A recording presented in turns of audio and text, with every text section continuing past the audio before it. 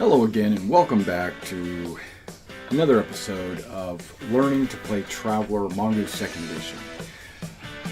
My name is Mr. Everything, and we've been going through a number of videos. I've kind of explained how to make characters, how the world is laid out, equipment, combat, how to do encounters, environmental dangers, the skill system.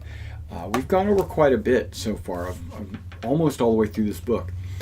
In today's video, we're going to talk about trade and commerce. Trade is super important to players in Traveler because players will want to buy cargo at one planet, carry it to another and sell it to make money, to pay for the ship that they probably have, or they'll carry freight, or they'll carry mail, or they'll do piracy and they'll get cargo from other ships and they'll have to sell it. So it's kind of a central focus point of the world of Traveler. Most campaigns, from what I've seen, most of them revolve around players trying to make a living, going from planet to planet, and in those journeys to the different planets, they will encounter adventures, or they will be hired as a patron will hire them to do something, and then they'll go do it or whatever. But in the background, the main reason why they're traveling from planet to planet is to buy and sell cargo.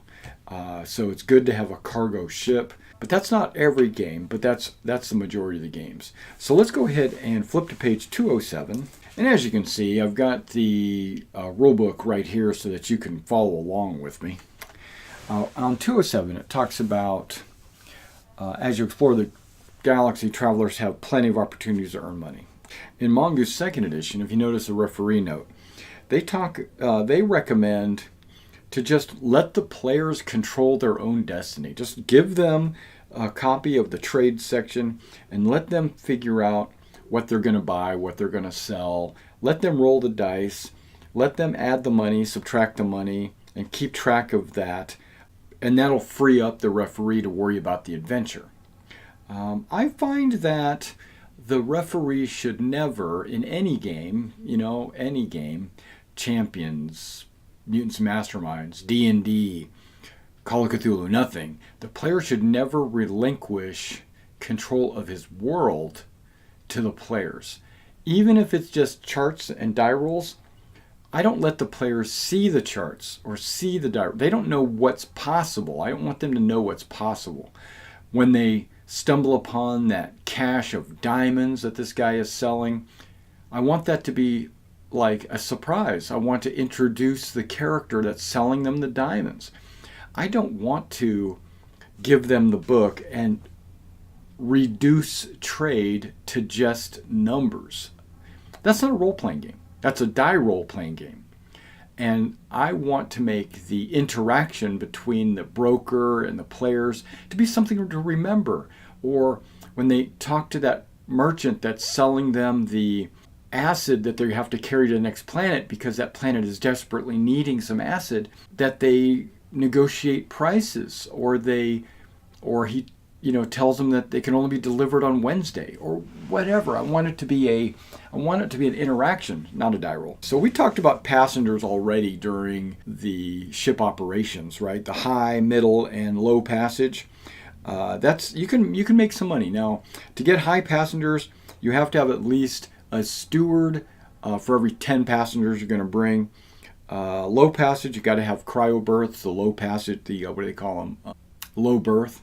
And to get middle passengers, you still have to have a level of steward for every 100 passengers. Each high passenger is permitted to bring a ton of cargo, and middle passengers are permitted to bring 0.1 tons of cargo. Now, here's what they pay you on this next page, 207. In the old days, a high passenger is worth 10,000 credits, but a high passage ticket is worth 10,000 credits.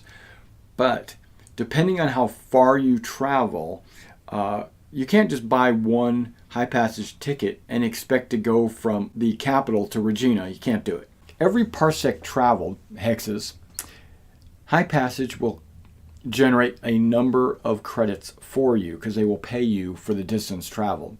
Middle passengers, normally it's 8,000. So I'm seeing that in Mongoose 2nd edition, they've broken it down where it's not just a set number. And then low passage, usually it's 1,000. Freight, companies will hire your ship to carry boxes for them, like UPS or whatever. They'll have you carry the boxes from port to port, and they will just pay you to carry their boxes. They're not selling you the boxes where you're buying them and then taking them to the next planet and selling them. They're just paying you for the time to carry it. And that's freight right here. So depending on how far you go, freight might pay a little bit more. Okay, seeking passengers. You don't just say, okay, we're going to take these passengers and we got 8 staterooms, we're going to have 8 high passengers. No, you got to roll the dice. A certain number of passengers might show up. And if you're a good referee, you'll build each character. Each passenger will have its own unique character, and they will influence the players throughout the entire jump. And you'll have long, drawn-out role-playing sessions. If you are a bad referee, you'll just turn them into numbers. You'll just have, oh, you got 8 high passengers. Okay, well, they fly to the next planet and they get off. So you have broker skill, corral skill, or streetwise skill will affect different rolls. You roll 2 dice on the passenger table 4 times. So you roll it once for low, once for basic, once for middle, and once for high passengers.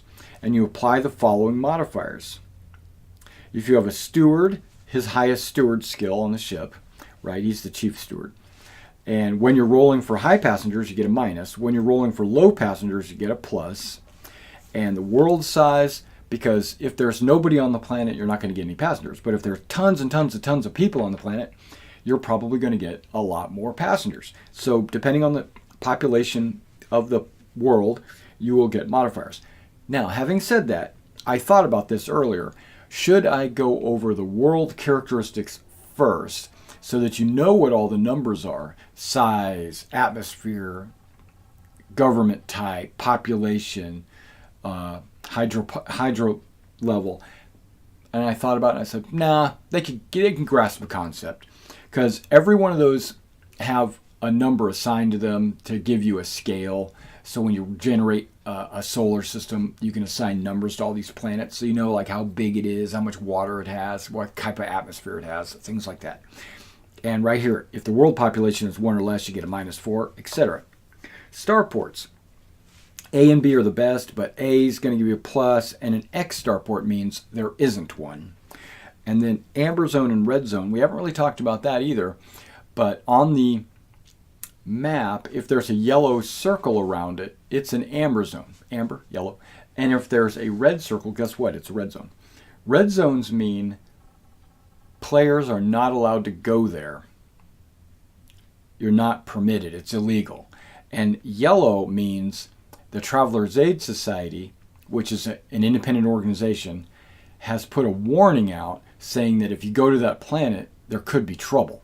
So be careful. Like there's either a disease going on, there's war happening on the planet, or maybe they're just xenophobic and they hate aliens. Who knows, right? So yellow means caution, and red means stop, like you can't go there. But players still do it, and you would get a -4 on the chart. Okay, because a lot of people aren't going to be going to that red zone. Nobody wants to go to a red zone. And you can add your own modifiers.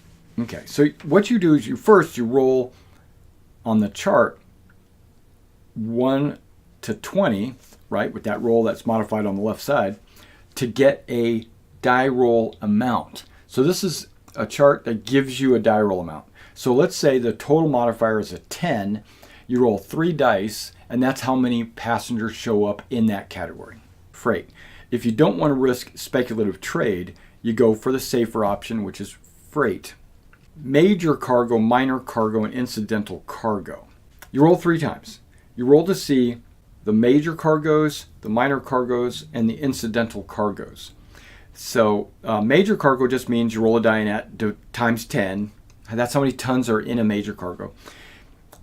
Minor is times 5, and then incidental is times 1.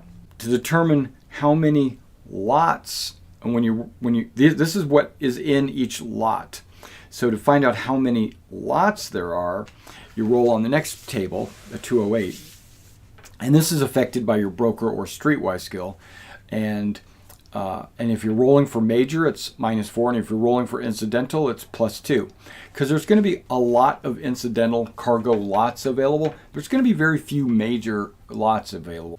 So, and then you're modified by population again, the starport again, but now you're modified by tech level as well. Lower tech levels aren't going to have that many lots of cargo going out of system, but a high-tech world is going to be like a hub of international or interstellar freight or commerce. Amber zone and red zones give you another modifier as well, and referees can always add that. And then there's something, okay, that modifies the table to the right. And then once you find out how many lots you have, for each lot, you roll to see how many tons are in that lot. And then you go further and you actually determine what that lot consists of. And we'll get to that in a minute. Mail. Mail is a special form of freight. You're carrying physical packages, but you're also carrying electronic data. Usually goes places where the X-boats don't go. So if you're off the trade lanes, people still need mail to get there, and they can't rely on the X-boats. So if you want to find out if there is any mail, you roll 2 dice. You consult the chart on page 209, which is freight traffic. Traveler ship is armed. You get a modifier for the highest naval or scout because you know who to ask or who to talk to, or they trust you, and your social standing. World's tech level gives you a minus. On a 12 or more, there's mail. And mail takes up 5 tons of space, and you're paid $25,000 for transporting the container. Mail containers take up 5 tons of space. You roll a die 6, and that's how many containers are available, and you must take them all or none. But you're getting $25,000 per 5 tons. That's way better than what freight pays. Okay, now let's go back up here to exciting passengers. So remember that thing I said about you got to know what each passenger is? Well, there's a D66 roll to kind of help you as a referee figure out what that passenger is all about, and just give you a little nudge in the right direction in creating a character. Now, let's talk about what's on everybody's mind. Speculative trade and smuggling. But it's mostly speculative trade. There is a trade checklist. The trade checklist is find a supplier, because you're buying product and you're going to sell product. You're basically becoming your own business. So you have to find a supplier.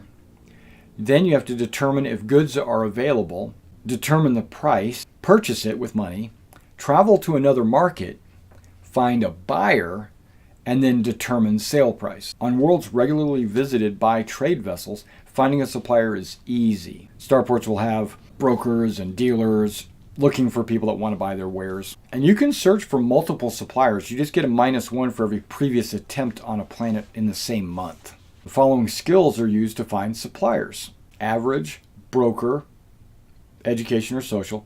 Finding a black market supplier, illegal goods, would be streetwise. Finding an online supplier would be admin. Size of the starport will matter.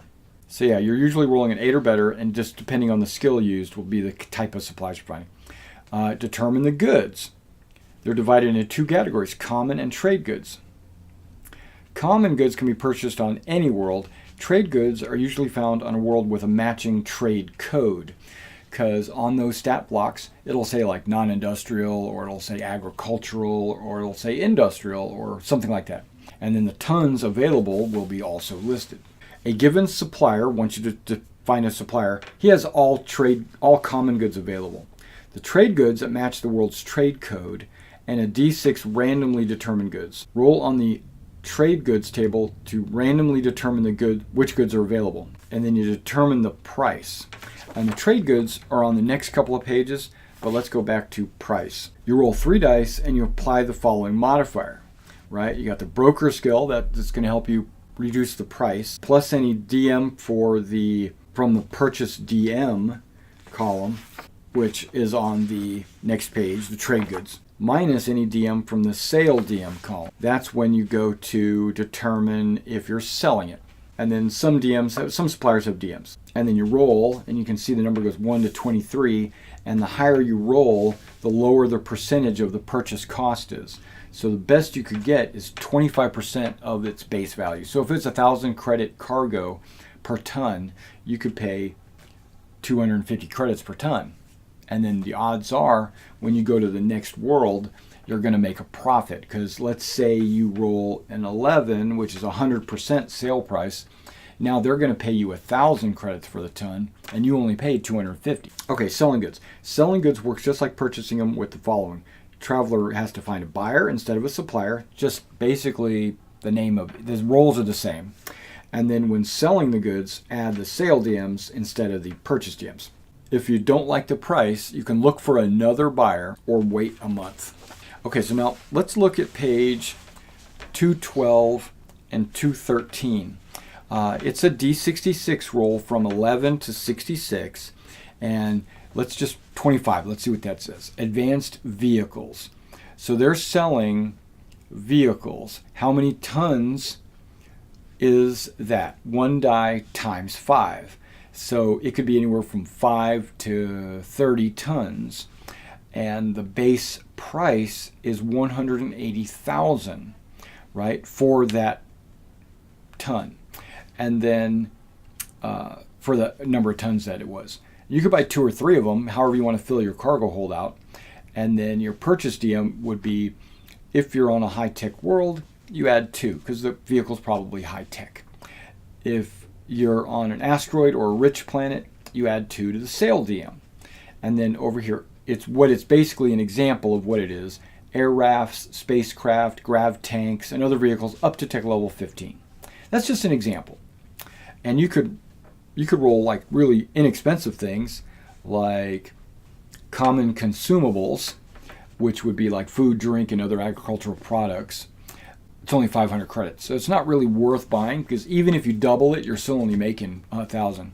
But if you have the credits, go down here to radioactives. Those are 1,000,000 credits. And, you could sell it. If you get it cheap and then you sell it high, you just made millions probably. And there's also exotics. But if you notice the second column, that's availability. It's where it's available. All areas, or industrial, high-tech, or asteroid, desert, ice-capped, high population, industrial, agricultural. Okay, I'm going to fill out the end of this video really quickly, because this is a section that I didn't want to go into detail with. I'm going to glaze over this rapidly and just kind of fill in some blanks for you. This is world and universe creation, but mostly I'm not going over the creation part of it, but just the world and universe. So I want you to know about what the stats of a planet mean. What do the numbers mean? Not necessarily how you get there. There are a number of source material out there, books. There is Charted Space. There's books like The Spinward Marches, Solomani Rim, Trojan Reach, The Rift Sector, Diaspora, the Lay Sector. There's a lot of different sectors out there. And then there's the Imperial Atlas that covers all the worlds throughout the entire empire. You should decide if you want to play in the Third Imperium or if you want to make up your own. If you want to make up your own, then I recommend, going by the world and universe creation tables and creating your own solar systems, subsectors, and maybe a sector at first, and then, a world system first, and then make a bunch of world systems, and then plug them into a subsector, and then build up from there. But I personally play in the Third Imperium and would only play in the Third Imperium because of so much source material, and everything's already pre-generated for me. All the worlds, all the systems are already pre-generated. I don't have to do the work. And why that's important to me is that lets me take a system that they've given me all the numbers for, and then I can flesh it out and make it more mine. I can make the people the way I want them, or if there's already material saying what the people are like, that's even better, because then I don't have to do it and I can concentrate on the players and the adventure that they're going on. Another great source material that I found is a website called Traveler Map. Go to Traveler Map and you can zoom all the way in. It's like it gives you the entire charted space, and you could zoom it in to all the domains and sectors, and then you can get down to subsectors and hexes, and you can click on a hex and it'll pull up all the stats for a planet or the system, solar system, and then you could print out the main world map. It'll actually give you a map of the planet, and you can do that for every planet in the charted space. And I use it. I think it's great. Okay, so let's talk about Galactic Directions. Okay. Everyone knows you have a galaxy. We're in a galaxy. There's a core center of the galaxy. They call it the core. It's like a big ball in the middle of the galaxy. There's so many stars so close together that it's basically impenetrable. Avocado core. It's right inside there, right? Then you got this disk. Looks like rings of Saturn or whatever, but it goes around the core. That disk is super thick, millions of light years thick, right? But from a distance, the galaxy looks like a core with this disk around it. Okay. Really, what's happening is you've got these spiraling arms kind of coming off of the galaxy as the galaxy spins. Yes, it's spinning, but it's spinning super fast. But we don't see that, and we'll never notice a difference because it's millions of light years, billions of light years. So it's gradually spinning. Okay. So what they do is, from a top-down perspective, you've got a map. If you head in the direction of the core, they call it coreward. If you go to the outer edge of the galaxy, it's called rimward. And because the galaxy is spinning, they call the direction of the spin spinward, and the direction behind the spin is called trailing. So you have a compass direction, even though there's no actual magnetic pole or anything. But if you're heading towards the core, it's coreward. If you're heading towards the rim, you have rimward, and then you got spinward and trailing. And in the empire, the farthest spinward of the empire is called the spinward marches. Hey. And then there is a sector all the way rimward, which is called the rim sector. And that's the one right next to Earth. So you would think there would be a core sector and a trailing sector, but I don't know of any of those. Okay, so now let's start talking about stats of planets in the system. You determine the system stats by the dominant planet. Now, size, it ranges from 0 to 10, and here's the chart. So if it's 0, it's usually an asteroid or an orbital complex.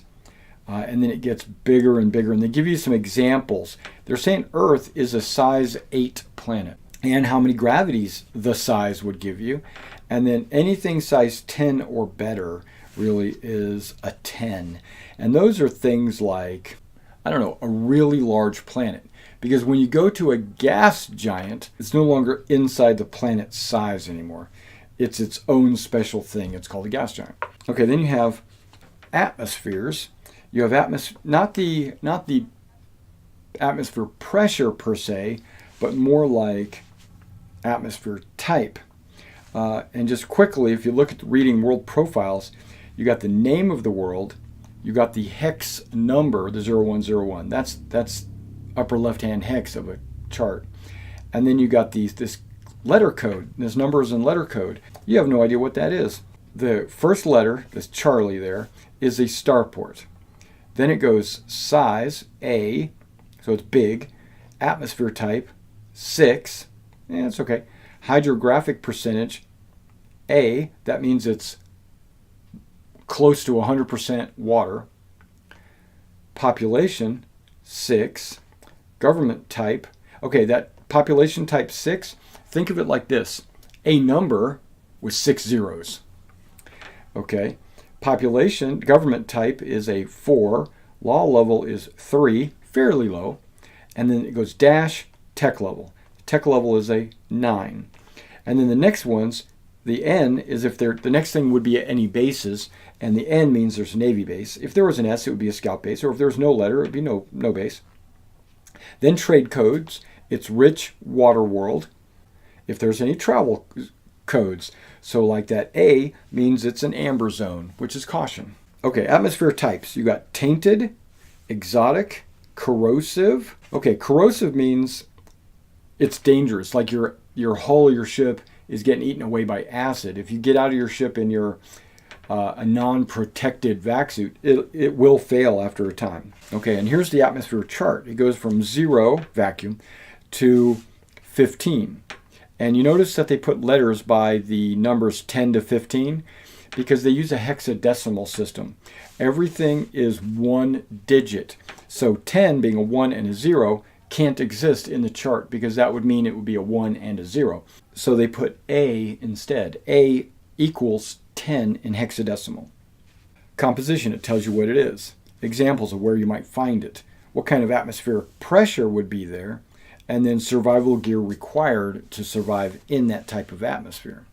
Insidious, dense, low, unusual. Right. Then you got hydrographics. Remember that 0 to 10, if you look over here on this chart, it's really a percentage of the planet, how much of it is covered in oceans. And it's usually like 4 is 40%, 5 is 50%, 6 is 60%, but they give you a variant of minus 5 plus 5, right? Population, that is a number with that many zeros, and it doesn't always have to be a 1 and that many zeros. It could be a 4 and then that many zeros or whatever. You could just roll a D10 and see how many it is. Government. Okay, government's a little bit tricky because there is a government table. Government table is on 221. And you see it's crazy. It's got like companies, democracies, balkanization, charismatic dictators, oligarchies, religious, totalitarians. So take a look at that chart when you get a chance. Cultural differences. Now this is just something to, if you want to add a little flavor to it, it's a D66 table. You take the government and then you add a little cultural difference to them, and then now you have like philosophy on the planet. Then law level, remember it's going from that 0 to high numbers, and different things that can be illegal are like weapons, drugs, information can be illegal, technology, travelers can be illegal, psionics are illegal. And then if you take a look at the law level table, it goes from 0 to 9, and it tells you, like when you land on a planet that's like got a law level of 7, shotguns and everything above it are illegal. If you get a law level 4, then light assault weapons and submachine guns and everything above it is illegal. And then now they're talking about law and travelers, because inevitably you're going to have a player that wants to take his shotgun onto a law level 7 world because he's afraid that he might get shot by somebody, even though it's illegal to have weapons. Roll 2 dice, add the modifiers. If you get equal to or lower than the planet's law level, then he's investigated or challenged by the authorities. And some of the modifiers might be, are you in a bar fight? Or was there shots fired? Is breaking and entering, murder, off-worlders acting suspiciously, right? So you take that modifier, and if you can roll the law level or less, then they check you out. The response here is they'll just check you, or they'll investigate you, or they'll apprehend you. And then there's sentencing, like are they going to sentence you to death, or are they going to just dismiss it? Stuff like that. So those are interesting charts to roll on. But most of the time your players are going to abide by the law because they don't want to even risk the roll. But you never know. Sometimes you just have to do it. You might get hired by a patron to go do something, and so you got to smuggle your gun onto the world. The starport. It goes from A to X. Facilities in a starport are listed over here. A starport, excellent. C is kind of like your normal starport. But when you start talking about D, E, you're talking about patches of field with a beacon and maybe a building that allows, maybe a toilet or a cafe or something in it. But when you get to X, there's not even that. An X-type starport means there really is no starport. Okay, tech level. Tech level gives you a number from 0 to 15 usually. So, but you can go higher than 15. If you look in the Central Supply catalog, you'll see some weapons are 16 or 17. Tech level. Okay, they don't give you like an example of what tech levels are. Not in this book. Oh, I don't see like a list of what tech level examples are. But there are things like industrial level, prehistoric, there's Revolutionary War period. So let me just kind of, off the top of my head, just kind of, if I can go by memory, kind of think about what some of these tech levels are. Like tech level 0 is prehistoric or barbaric. Tech level 1 is probably feudal, medieval technologies, catapults and crossbows and stuff. Tech level 2, you're starting to get into like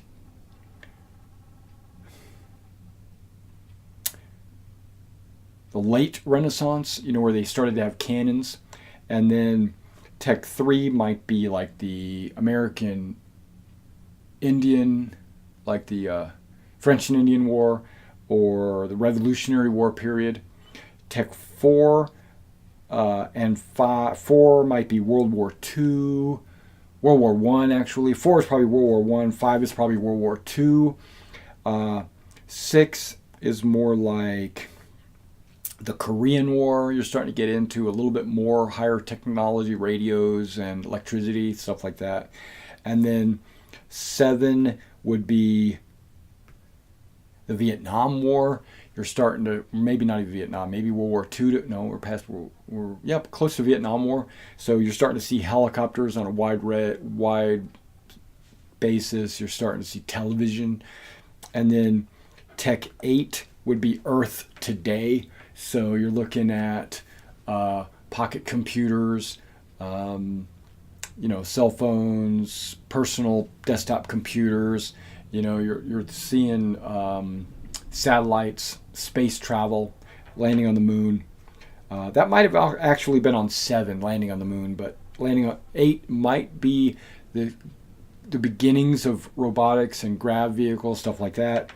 Tech 9, we've discovered space travel. I mean interstellar space travel. Then it just goes up from there. Right, and the last thing is trade codes. Trade codes. They're listed on 228, and you've got all the way from agricultural, asteroids, barren, desert, fluid, garden, high population, high tech, ice capped, all the way down to vacuum.